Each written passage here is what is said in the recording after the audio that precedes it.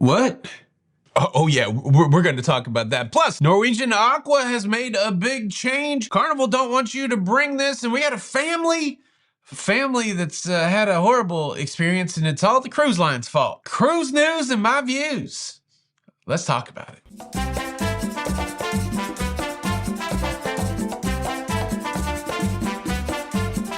Hey, what's up, everybody? Welcome to La Lido Loca. I am your host, Tony, here with the latest cruise news and views for your face on a Saturday the 29th of March, 2025. And well, I just flew back from London, and boy, are my arms tired. But I'm only 2 days from cruising again. It's been a whirlwind. It's been a whirlwind of fun. And yeah, I go back out again Monday, but there's a lot of cruise news. I didn't even talk about the cruise news in a while. And I'm still befuddled by the first video that I showed you. But all right, let's start with this. Let's start with the cruise ship I just got off of. The NCL Aqua has had to make a change to its transatlantic voyage. Originally, it was scheduled to leave Southampton and go to Boston, Mass. Supposed to be there on April the 4th. Well, guests on board were notified that because of bad weather in the Atlantic, that they're not going to go to Boston. And not only are they not going to Boston, they're not going to end their cruise on April the 4th. Instead, they're going to go to New York City. New York City! They're going to New York City, and their cruise will now end 3 days later on the 7th of April. Like I said, there's bad weather in the Atlantic, so they're altering the itinerary. And I guess depending what you got going on in your life, that could be a good alteration or a bad one. You know, the people in the Haven getting 3 extra days, that would be nice. But, you know, there's probably some challenges. And because there is some challenges, Norwegian Cruise Line is making some accommodations for the people on board. Any of the guests that booked airfare through Norwegian, that airfare will automatically be changed to the new date. And they're telling guests to make accommodations with their airline to change their flight up to New York. They're offering $300 in assistance for anything that's not covered by travel insurance. Yeah, look, it's that cruise life, baby. Weather can definitely change a cruise. Even for us, our cruise got altered because of bad weather. Aqua not even able to port at its normal time in Lisbon. We lost our port stop in Rotterdam. At this point, I really haven't heard from anybody on board. How would this hit you? Would this be bad news? Would this be good news? Of course, you got to get the Boston, New York thing fixed up. But yeah, there you go. Aqua extending its transatlantic to avoid storms in the Atlantic.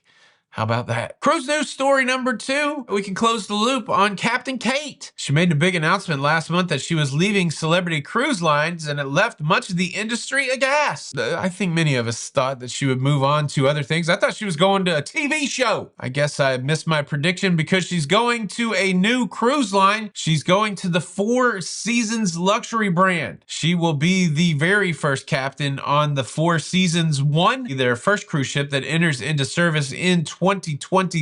I kind of like the move for several reasons. First and foremost, I'm assuming that this is a great opportunity for Captain Kate for whatever goals that she has. So whether, you know, financial or just professional, those kind of goals. So good on that for Captain Kate. And then this is a nice play by a brand new cruise line to bring somebody that has the cachet, that has the celebrity of a Captain Kate to shine the light on their new endeavor. So sounds like one of them win-win situations, unless you're, you know, maybe Royal Caribbean Group, who was probably sad to see Captain Kate go away. But congratulations, Captain Kate, on your new endeavor. And certainly it's going to be interesting to see how you helm the new luxury cruise brand, Four Seasons. I'll be there. Is that a Four Seasons songs? I don't know. But now I got to look that up. Dang it, somebody call Antonio Vivaldi. I'll Be There is not a Four Seasons song. It's a Four Top song. I'm pretty sure it was originally written and recorded by Ludacris. It's a Four Top song of the Four Seasons. That's the Frankie Valli band, right? So, Sherry, won't you come out? Shout out Ludacris. Congratulations, Captain Kate. Cruise news story number 3, an upsetting story about Shannon Nutting and her family from Pembroke, North Carolina. This is her here. She's a teacher there, and she had a cruise planned out of Port Canaveral earlier this month, the month of March, on Royal Caribbean. She paid her cruise off. She'd saved up. She got the time off from being a teacher, and she took her family to the cruise port over there in Port Canaveral, only to get denied boarding because of one piece of ID. Shannon's 16-year-old son only had a student ID as a form of identification to board the cruise ship. And when she got to the cruise terminal, the terminal worker there said, "This ain't good enough. You cannot use this to board the cruise ship." Shannon explained to the terminal worker that she had reached out prior to the cruise to Royal Caribbean to verify that that very piece of identification would work. And the terminal worker said, "Nope, sorry." They called over a supervisor, and the supervisor took a look at the situation and said, "Nope, sorry." And well, they stood on the dock as the cruise ship went away. Left them there at the dock. Shannon had a travel agent. Travel agent started to interface with Royal Caribbean, and it turns out that the ID would have worked, that they were mistakenly denied boarding. Started talking about, well, how could we, work it out? You could jump on a plane and fly down to Puerto Rico. And by this time, you got kids crying and distress happening. And Shannon's like, "No, I'm going to pass on all of that." She did get some interaction with Royal Caribbean. She's reached out to some TV stations. It does seem like she was offered 3 options for compensation. The first was no money back, but the amount she paid for the cruise could be used as a 100% future cruise credit on another cruise, plus $700 onboard credit. The second option she was given was a full refund, and a third option was a full refund plus a 25% future cruise credit. Shannon doesn't like any of these options. The idea for her is, of course, she would like all of her cruise money back and then money to compensate for the travel down to Port Canaveral, the transportation, the lodging, all of that. It seems right now that she's working with maybe a TV advocacy group or something like that. It doesn't seem like it's been resolved. Could you imagine being denied a cruise, having all those kids with you?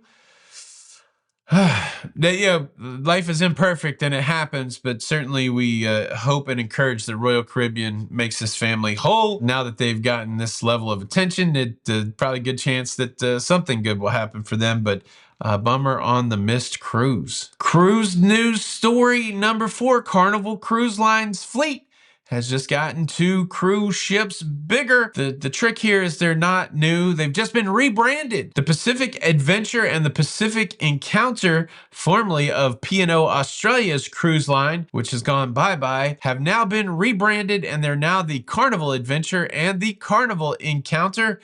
And they made their way into Sydney Harbor to service the fine people of Australia. I feel like these ships are the same build as the Caribbean Princess. They look a lot like Caribbean Princess. You notice in the picture here, they don't have that iconic Carnival whale tail. What do you think, Aussie, Aussie, Aussie, oi, oi, oi? Are we happy down there? Are we happy down under? Did you just have a Vegemite sandwich? No, I'm sorry. I spent the morning listening to Minuteworks' Business as Usual. What a great album. Again, first originally written and recorded by Ludacris. Shout out Ludacris. Now, before we get to the lady with the hand in her pants, and also a story about something that Carnival Cruise Line's telling people not to bring on board, we got to talk about some cancellations. Princess Cruise Line has canceled 3 months of cruises from Galveston, Texas. And this cancellation was just sent out to people that were booked on the Majestic Princess. Cruises from November 2026 all the way through March 2027 have been cancellated. Princess saying that they're redeploying their fleet, and Majestic Princess will no longer be deep in the heart of Texas. There's also Regal Princess is down there in Galveston, so Galveston cruisers, don't be wary that Princess is going away, but one of their ships is going away. And again, it's a global redeployment thing. It's got to be a little bit of a moving target as demand for cruising swings and sways all across the country and the world. Sometimes cruise ships might be better served to go somewhere else. The new deployment for the Majestic Princess has not been announced yet, but Princess, they're getting full refund to everybody that was booked on the ones in Texas, and they will soon announce where Majestic is going to go. Did you get cancellated? How you feeling? Leave a comment below. Woo, we've covered a lot. I need a little bit of a break. Specifically, I need a bathroom break. Get up. Get up and go to the bathroom.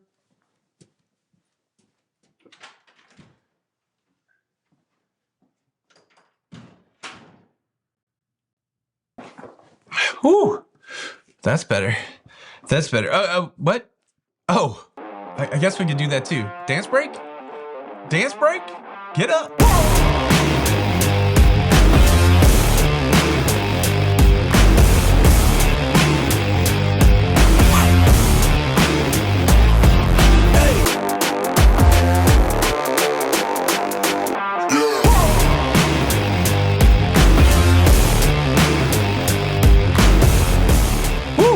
There you go. A dance break. Now, can I level with you? Can I level with you? This next story is kind of kooky. Carnival Cruise Line has put out word to passengers to do not make you come out of your seat. Do not bring this on the cruise ship. Even though you may want to, you might find it to be a nice luxury item. You know what they don't want you to bring on the cruise ship? Your own toilet paper. Your own toilet paper. If you know anything about cruise ship toilet paper, you know they got that John Wick toilet paper on board. You know, a little rough around the edges. Don't take crap off anybody. That's the kind of toilet paper they have there. And there's been some concerned guests saying, can we bring some better toilet paper on board? Can we bring some of that Charmin, you know, the 2-ply? And well, the cruise lines, Carnival specifically, but it would be all cruise lines, are saying, no, you cannot bring your own toilet paper because we have a very delicate plumbing system. And if you start bringing the 2 and 3-ply, then putting it in our toilet, you're gonna mess up the whole system. I guess there is a play for maybe not putting it in the toilet, but boy, that's gross. And if you want to talk about boy, that's gross, let's revisit the clip I was showing you at the beginning. I don't really know the context, but it looks like there's a lady waiting for guest services that somewhere along the way, she just jams her hand down the backside of her pants. And it goes on for a full minute. I don't know what she's doing. Why is her hand in her pants? Yeah, in a non-related story, norovirus is up. I don't know. Does she not have any friends there saying, get your hand out of your pants? Look, I don't know a lot, but I know one thing for sure. I'm not shaking that lady's hand. I'll tell you that much. Woo! You never know what you're gonna see on a cruise ship. Look, it's unpredictable sometimes. Make sure you got good travel insurance. I got a link in the description so that you can get yours. Thank you so much for checking out today's episode. It's Tony for La Lido Loca. Until the next time, we'll see you on the Lido. Bye.